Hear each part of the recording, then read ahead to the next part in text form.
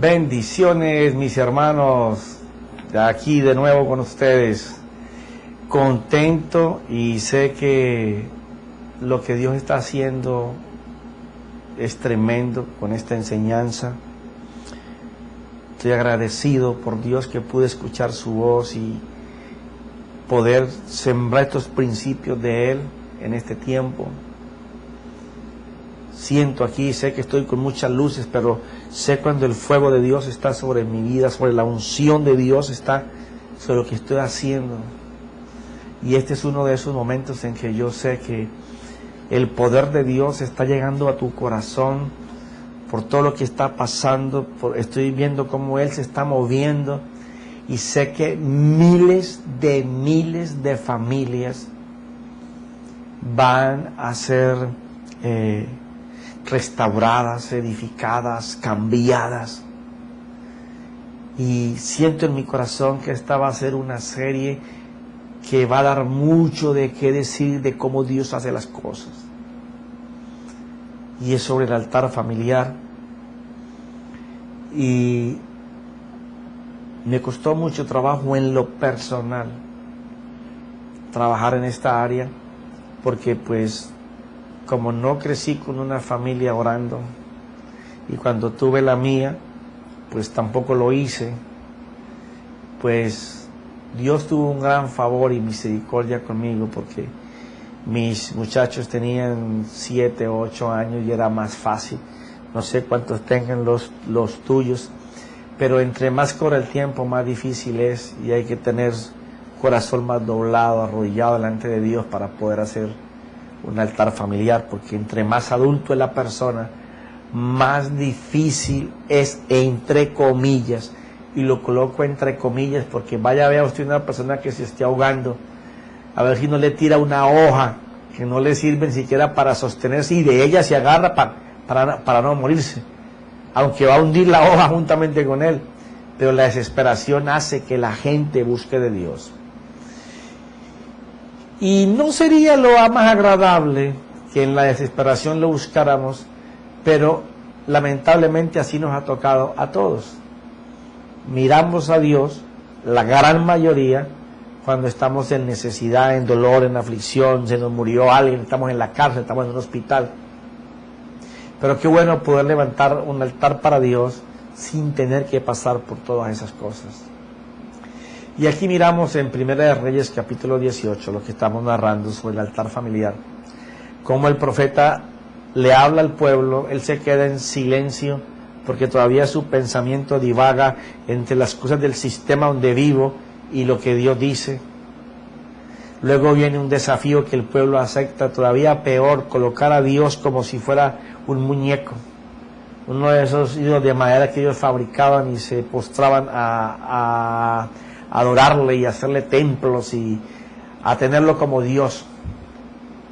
Y cuando llega el desafío, que ya los profetas del mal, los que te hacen ver que la vida va a ser diferente, que creas en ellos, que te puedes apoyar en ellos, y darse cuenta que no pudieron cambiar las circunstancias, es cuando ya el pueblo siente mucho más inclinación a ver qué es lo que Dios va a hacer.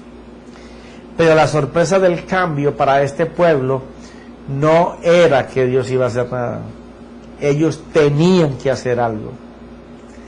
Y en este momento Dios no va a hacer cambios en tu vida si tú no das un paso para hacer algo. Eso me suena como a obras, profeta. No, es que tenemos que acostumbrarnos que el movernos en fe es mostrar una acción.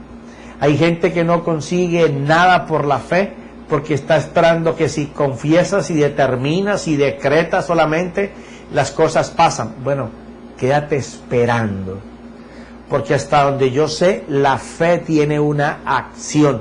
A mí me enseña toda la Biblia que la gente de fe hablaron, pero hicieron lo que hablaron para poder que pasara lo que creyeron, porque detrás de una palabra de fe tiene que venir una operación, una acción, algo que determine que yo me estoy moviendo en el sentido de lo que yo he confesado.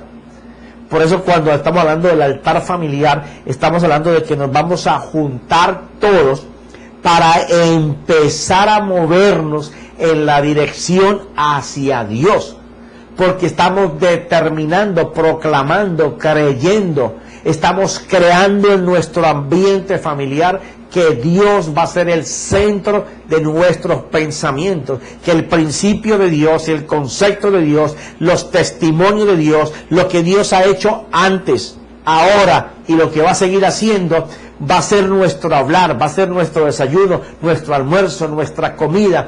¡Wow! Me viene una escritura en este momento. Espérate, porque aquí vamos por como el Señor toque.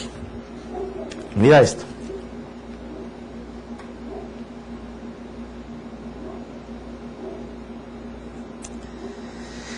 Mira esto.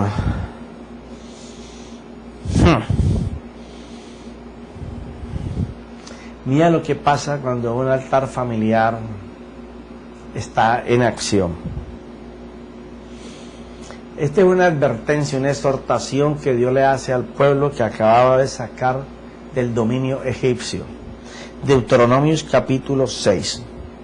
Estos pues son los mandamientos, los estatutos y los juicios que el Señor vuestro Dios me ha mandado que os enseñe, dice Moisés, para que los pongáis por obra en la tierra. No es que los escucharan, sino que hicieran lo que el mandamiento estaba diciendo. La tierra que vas a poseer, para que temas al Señor tu Dios, guardando todos sus estatutos y sus mandamientos que yo te ordeno, tú y tus hijos, tus nietos, todos los días de tu vida, para que tus días sean prolongados. ¿Dónde está leyendo, profeta? Deuteronomio capítulo 6, voy al versículo 4. Escuchad, oh Israel, el Señor es nuestro Dios. El Señor uno es. Cuando se juntan, lo primero que hay que reconocer es que vamos a hacer que el Señor sea en nosotros, en toda la familia, uno solo, un solo pensamiento, un solo mirar, un solo objetivo. ¿Hacia dónde vamos? Hacia Dios. ¿De quién vamos a vivir? De Dios. ¿Quién nos va a suplir? Dios. ¿Quién va a proveer para nuestras necesidades? Dios. ¿Quién nos va a proteger? Dios. ¿Quién es el que va a hacer que las cosas cambien? Dios. ¿Qué garantía tengo? Jesucristo. Nada más. Nada más. El documento firmado con sangre en la cruz y la garantía de que te lo va a dar cuando resucitó y te lo ha dejado como una prenda de que eso es una seguridad, te ha anticipado el Espíritu Santo. Y dice, amarás al Señor tu Dios. Ese amarás comprende el hoy y el futuro. Con todo tu corazón. Wow, aquí creo que me metí en una cosa grande aquí. Ay, santo. Amarás al Señor Dios con todo tu corazón. Está hablando de amarle de sentimientos. Así como tú amas a tu esposo, como tú amas a tu hijo, como tú amas a tu esposa, así como tú amas y tal vez veneras a tu padre. Hay una prueba ahí fuerte, pero que es donde te das cuenta si tú amas, cuando amas a tus suegros. Dolió, ay, si esa duele. Esa es una muestra de que de verdad si tú amas. Y dice, ese tipo de amor con sentimientos, con deseo de hacer el bien siempre, ¿ya? Con toda tu alma, wow. Cuando está hablando de con toda tu alma, está hablando de que tú le sirvas a Dios, que tu deseo no es solamente amarle, sino servirle. Ese es con toda tu alma. La otra era con todo tu corazón, con toda tu alma, con toda tu fuerza, que aparece como con toda tu mente. O sea, que toda tu fuerza esté en el servirle a Dios, por cuanto tú le amas.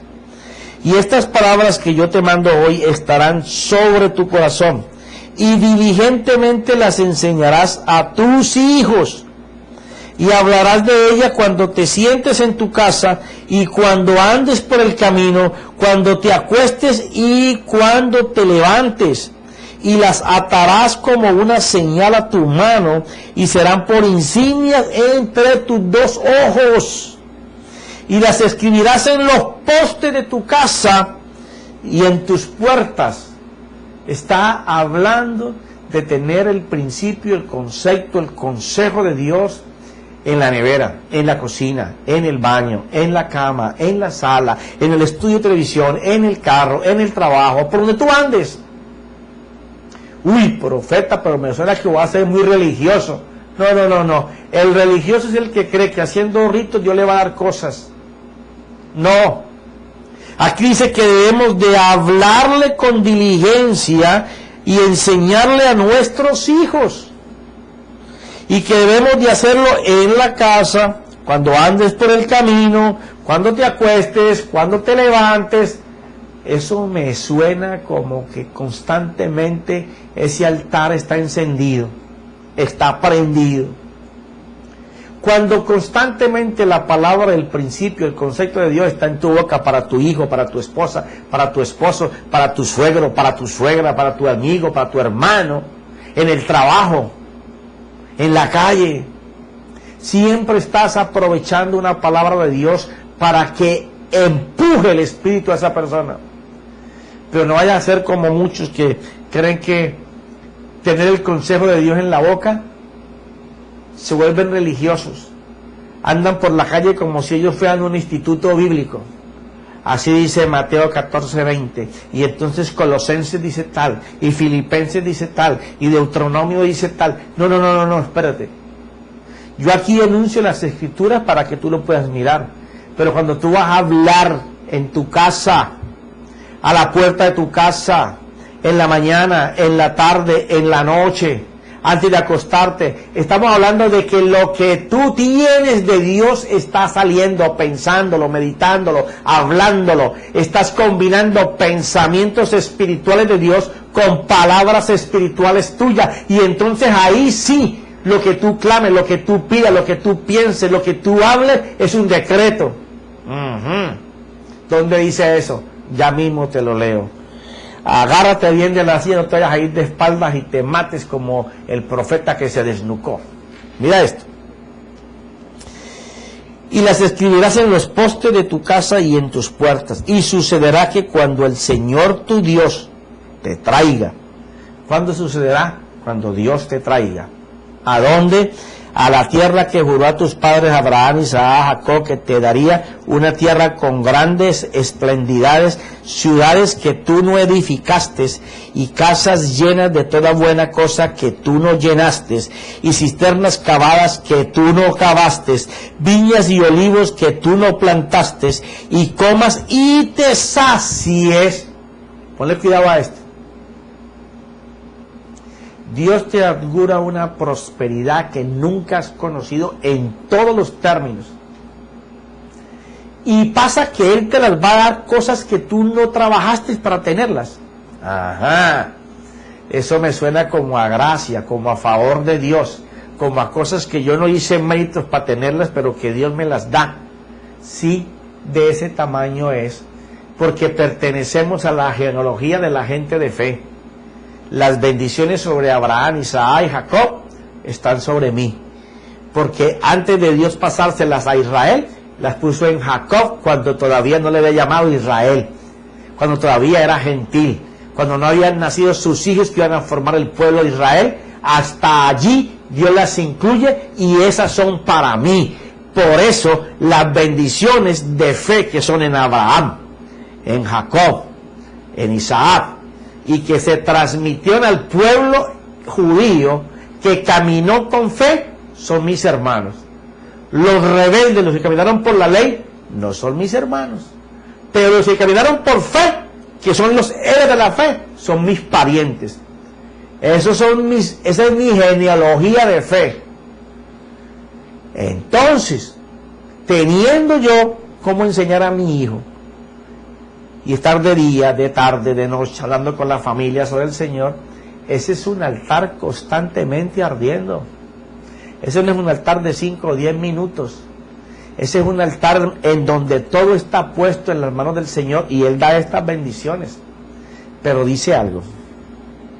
Entonces ten cuidado, no sea que te olvides del Señor que te sacó de la tierra de Egipto y de la casa de servidumbre. ¡Wow! Eso es lo que le ha pasado a la iglesia de este país. Se olvidaron de que este país llegó hasta donde está, y donde yo vivo, ¿no? Aquí en Estados Unidos, de la mano de Dios, y por cuanto se olvidaron, todo esto le fue quitado, y le seguirá siendo quitado, porque las familias de la nación están destruidas. Entonces la nación tiene que mostrar el reflejo de una sociedad que no tiene familias en el Señor, sino familias disfuncionales, cada cual buscando su propósito, y si el hijo se puede comer al papá para quitarle todo, lo hace, y la hija también, y la esposa. Usted ve en este país, se divorcian algo, y ¿sabe qué hacen? Se despedazan, porque a eso fueron creados. ¿Creados por quiénes? Por el conocimiento que les sembró sus abuelos, su tatarabuelo, su papá, y ese es lo que está viciado. Entonces, cuando aquí en Reyes, capítulo 18, Elías los llama hacia ellos para construir el altar, y junta por cada tribu una simbología, una piedra, que tienen que juntarse en un mismo pensamiento, y comienzan a preparar el altar con las piedras, mucho antes de colocar la leña para el fuego. Hablamos y terminamos en el capítulo anterior. Hizo una zanja alrededor del altar. Usaban herramientas para hacerle una grieta a la tierra. Y colocaron ahí, dice el versículo 32, y con las piedras edificó un altar en el nombre del Señor, e hizo una zanja alrededor del altar suficientemente grande para contener 2 medidas de semilla, que equivale más o menos, según dice la Biblia aquí, a 7.3 litros por cada una de estas medidas, de las 2 medidas. Vamos a ver las 2. Ya empezamos a tocar en el capítulo anterior que esa zanja alrededor del altar, porque indudablemente que si tú no formas un altar en tu casa, no tengo ni que tocar la puerta de tu casa, tiene que estar mal. Pero tú, ¿por qué me deseas eso? No es que yo no te lo deseo, es que a mí la palabra de Dios me enseña que el que no camina con los principios de Dios, camina con los principios del mundo. No, pero hay gente en el mundo que hace cosas buenas y obras buenas. Bueno, te quiero decir que la mayoría de las personas que yo conozco del mundo, gente muy millonaria, que para llenar sus vacíos espirituales dan 20 millones, 30 millones, 50 millones, 100 millones a instituciones, están llenando su vacío por los aplausos y la admiración de las personas, porque ellos están pagando para que otros puedan tener lo que ellos no tienen, porque su dinero no les alcanza para llenar sus vacíos. Ajá. Eso no tengo ni que comprobártelo. Tú colocas la radio, la televisión, y te vas a dar cuenta de cómo es de disfuncional la sociedad en que vivimos, y que los intereses creados solamente sirven para comerse unos a otros. Entonces esta zanja alrededor del altar lo que está diciendo es, como terminamos en el capítulo anterior, que cuando nos vamos y nos juntamos para comenzar a levantar ese altar o para reedificar ese altar, lo primero que tenemos que hacer es abrir nuestro corazón y arrepentirnos delante de Dios, con quien pecamos, y delante de quien le causamos nosotros el daño, porque haces algo físico contra una persona, pero el pecado es contra Dios. Por eso es que cuando oramos por el mundo, no debemos de orar por sus pecados, Si Dios odia el pecado, la ira de Dios está contra el pecado. Hay que orar es por el pecador, que por ese fue que Dios murió. A ese es el que está el plan de salvación. Entonces, esa zanja alrededor y dice que onda. Me encanta esa palabra. A mí me encanta cada término que se usa en el Espíritu Santo. Dice, hizo una zanja alrededor del altar suficientemente grande para contener 2 medidas de semilla. Y me encanta porque cuando hace énfasis no solamente en la zanja, que es ese arrepentimiento, sino lo suficientemente grande para contener. No solamente está hablando de la anchura, sino de la profundidad para poder contener la semilla que le iban a echar.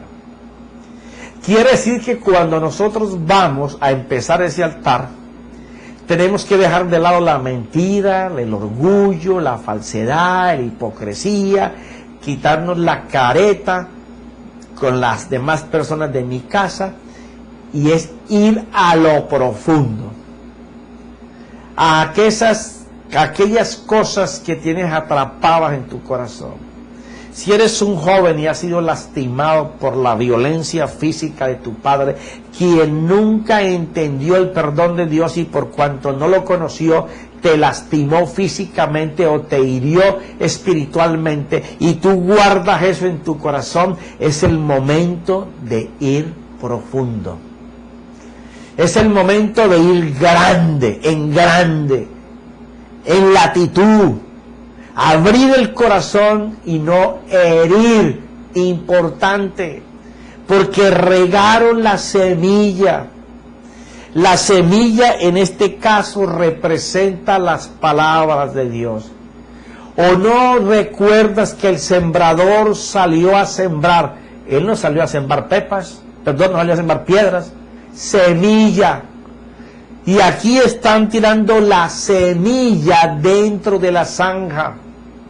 Quiere decir que cuando tú estás en el arrepentimiento tienes que usar como método la misericordia de Dios, la compasión de Dios, la palabra de Dios. Tú no tienes que ir a decir, oh Padre, yo estoy pero enojado contigo por lo que tú me hiciste tal día, y eso tengo una ira contigo, por eso voy al choque contigo, por eso te respondo de esa forma. O la esposa, yo te trato de esa manera y soy contigo tan fría y hasta me repugnas porque sé de tu infidelidad. Estoy contigo por los muchachos. O sea, no es el tiempo para eso. No es el tiempo para sacar los trapos sucios, como se dice por ahí. La zanja alrededor del altar significa de que yo soy el que tengo que cambiar. Si ese no es el principio, vamos a estar mal. Yo soy el que voy a cambiar para que todo cambie. Es ir allí y decirle, Padre, dame fuerzas. Dame fuerzas, Señor, para que yo pueda perdonar a mi esposo en este momento o a mi esposa en este momento. Señor, que la infidelidad yo la pueda perdonar, y te perdono, mi amor, te perdono, porque el Señor me perdonó a mí. Porque si no hay en la casa perdón, va a haber ira, va a haber más infidelidad, va a haber angustia, va a haber aflicción, va a haber peleas, riñas. Los muchachos van a aprender que eso es lo normal en una casa, los platos volando, los cubiertos volando, las malas palabras ofensivas. El uno amenaza con la policía, el otro la llama, al otro día la policía se va, entonces tenga un golpe, tenga un grito, tenga un empujón. No, hacer esta zanja alrededor honda y profunda es para que tú vayas a lo interior de ti. Y si no puedes, clames al Señor para que te dé la fuerza, pero que tengas que perdonar, que te quebrantes, porque una vez cuando tú te perdonas, el perdón tiene un remedio que es el por el cual el diablo no quiere que lo hagamos. Que es que cuando tú te quebrantas delante de la persona que te hirió, te ofendió, para pedir perdón, en ese momento tú estás desatando las ataduras del diablo sobre la familia. Porque la persona que te ofendió, su conciencia lo va a atormentar de tal manera en ese momento que no solamente tú te estás quebrando en el dolor de perdonar, sino que Dios está quebrando a la persona que ofendió. Y se siente en ese momento que la conciencia le dice lo mal, le enrostra su pecado. Se lo coloca delante de sus ojos, que pedirá a gritos ser lavado. Entonces la zanja que se hizo honda y profunda y larga, que fue hasta lo profundo del corazón, es la que abre todo y entonces muestra, enseña que no fue el daño que te hicieron, es el daño que te estás haciendo. Cuando uno no perdona y uno carga dentro de uno, la herida se hace cada vez peor.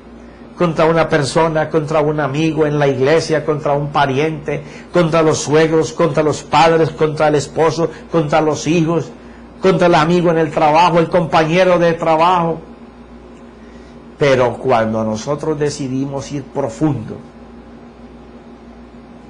entonces la semilla, que es la palabra, que es lo que el sembrador salió a sembrar. ¿Qué dice el Señor? Que Él da semilla al sembrador.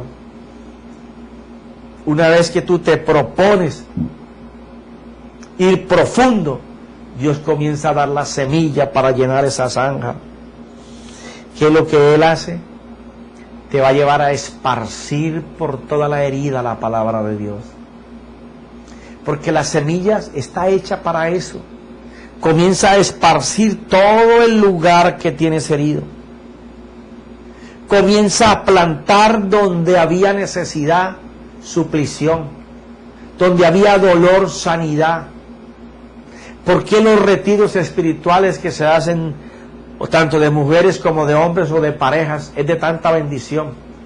Porque allí se va a la zanja, porque allí se va a lo profundo de la conciencia, a sacar lo que no podemos sacar, lo que no hemos dicho, pero por lo cual actuamos tan erradamente.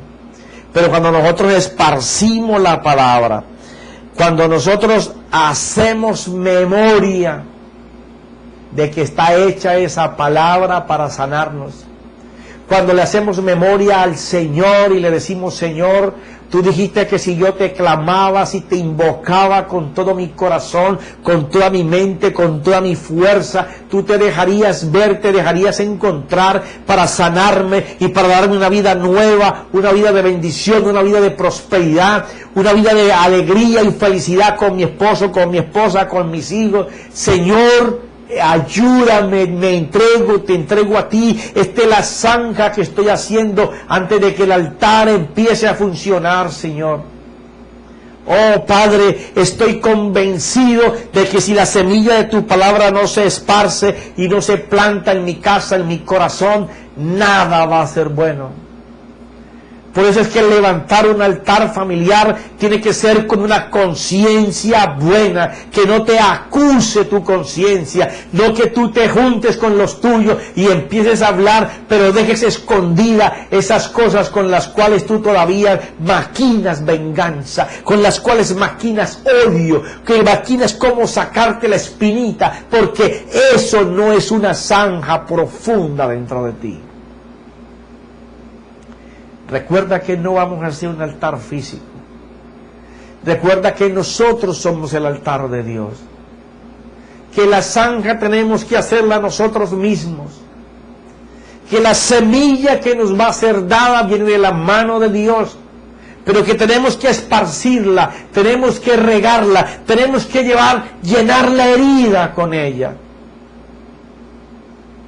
Porque es bien importante que cuando estemos en ese arrepentimiento genuino, honesto, con un corazón de carne, no de piedra, no con egoísmos, no con una careta, disfrazando las cosas, llamándolas como no son por otro nombre.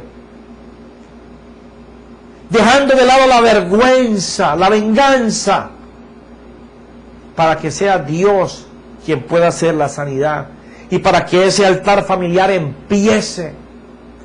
Porque el altar familiar es lo que va a desatar la bendición.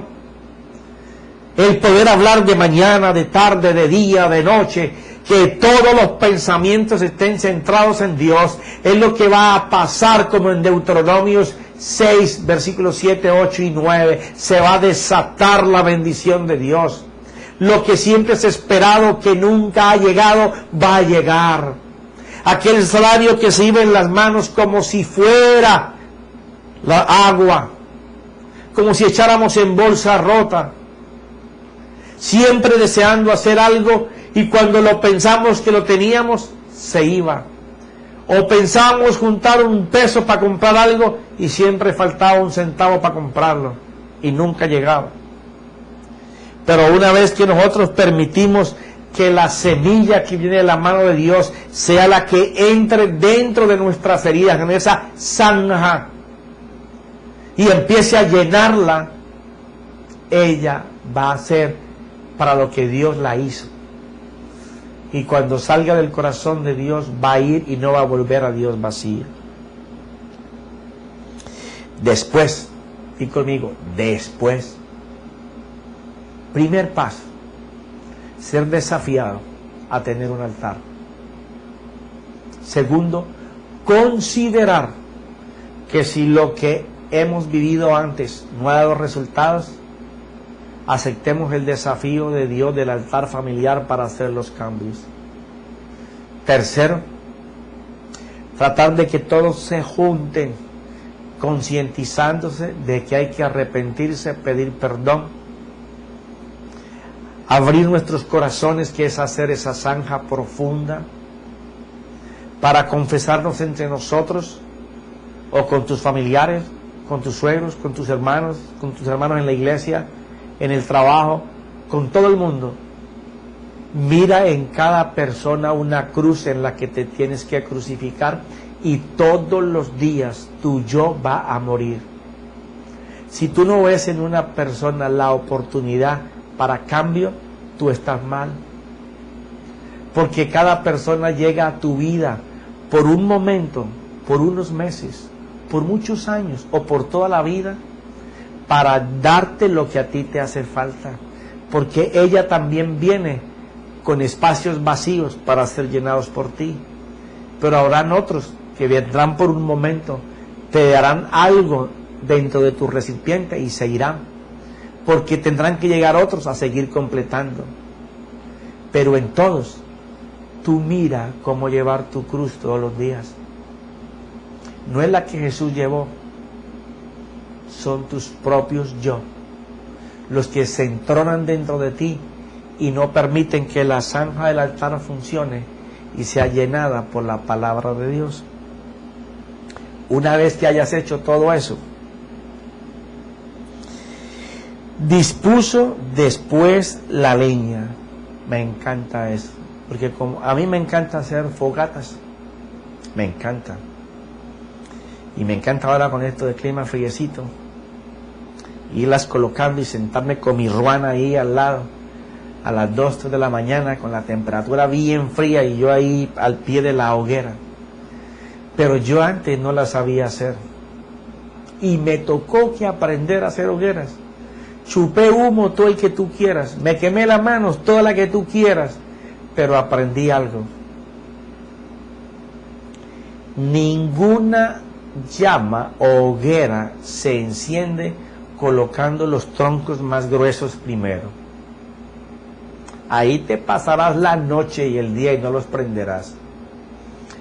Ah, pero yo descortezo los árboles y les voy sacando las carachitas y hago un montón de ellas, y como son los que están más arriba de la madera, pues son los que más seco están, y apenas le coloco fuego comienzan a arder. Pero si le pongo mucha corteza, se ahogan. Y hasta que voy levantando el fuego, ramita por ramita, la más gruesita, las cortezas más gruesitas, hasta que tengo una hoguera capaz de ponerle madera.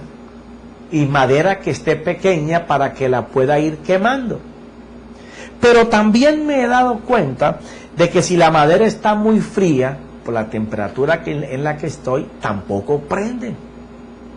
Entonces me tuve que armar un estilo como de parecido a un altar en la que quemaban aquellos animales y colocar las carachitas más suavecitas, y cuando cogían fuerzas las más grandecitas, y tan pronto la llama estaba empezando, la madera que iba a meter después ahí se la colocaba al lado sin tapar el fuego para que esa madera se fuera calentando mientras yo provocaba el fuego. Y se me apagaba una y otra vez hasta que aprendí a mantenerlo y ir calentando la madera. Porque también me di cuenta que no podía calentar 3 o 4 palos al tiempo porque se ahogaba. Pero cogía uno de los más sequitos, no tan gruesos, y lo iba colocando en medio de la parrilla para que fuera tomando temperatura, y cuando lo colocaba a veces me prendía hasta encima de la parrilla porque era tan débil y tan frágil y tan delgado que se prendía. Pero cuando tenía ya las carachitas de la corteza que prendían el fuego, más unas más gruesitas, más algunas varitas delgadas secas que se prendían, ya podía colocar encima de la parrilla otros palitos más gruesos. Profeta, ¿y usted me está enseñando a hacer un barbecue, una hoguera? ¿O qué diablos es que usted me está enseñando? Te voy a compartir algo. El altar familiar no va a funcionar si tú estás esperando que de entrada al primer día tu esposo te confiese la infidelidad que te hace tanto daño, o que tu hijo te confiese lo grave que hizo, o que reconozca aquello que te llevó a tanta vergüenza. Empieza por las cosas pequeñas. Permíteles que se empiecen confesando las cosas pequeñitas. Las pequeñitas van a provocar que las cosas grandes se enciendan, que las cosas grandes salgan. Armar el altar de Dios, para eso tienes que tener conocimiento de cómo colocar la madera para que pueda hacer combustión, para que haga fuego. Pero si tú estás esperando que la herida por la palabra que está dada, ¿cierto?, encienda y la gente empieza de una sola a tirar todo lo grande, pasito a pasito. Eso requiere oración, paciencia, porque cuando la madera está seca no hace nada, pero cuando se prende es un fuego. Pero al mismo tiempo la madera va a representar lo que no sirve, lo que ya no da vida, lo que ya pasó, lo que se murió, lo que era pero no es, pero que hace daño, igual que los pecados, igual que las faltas, las malas decisiones. Y una vez que se va armando todo esto y se enciende, lo que antes era seco ahora toma una vida impresionante de fuego. ¿Por qué? Porque cuando nosotros les permitimos a la familia que se vaya sanando el poco a poco, no vas a hacer una reunión de 30 minutos y se va a sanar lo de 20 años de errores. No, poco a poco. Hoy a lo mejor no pasó nada, pero seguimos orando, porque mañana va a pasar. Y seguimos orando, y tú no estás buscando el dedo de juicio para que se haga una zanja. No, tú vas a permitir que Dios use al Espíritu Santo de Dios para que se haga la zanja, para que vaya saliendo aquella cosa pequeña, la más gordita, y tú ya mañana la persona está meditando, wow, me pude arrepentir de esto, también puedo pedir perdón de esto otro, y pide perdón de eso otro, pero mañana no llega con la familia, dice, oye, a mí me está atormentando algo que le hice a mi papá, y su papá no vive con él, y su mamá tampoco, y su hermano tampoco, y su suegro tampoco, pero comienza a ir sacando, a ir sacando, a ir sacando. Cuando usted saca la madera vieja, se enciende. Ahora, lo que pasa cuando se enciende toda la madera, ¡ja!, se lo cuento en el próximo capítulo. Porque ahora le vamos a dar gracias al Señor por estos momentos. Porque tenemos la posibilidad de cambiar, podemos cambiar, Dios desea el cambio, Él está en el cambio y el cambio está en ti. En que tú digas, hoy es mi día, ¿por qué no hoy? Tengo que empezar hoy, sino cuándo voy a empezar. En el nombre de Cristo Jesús, Espíritu Santo, gracias, amén y amén.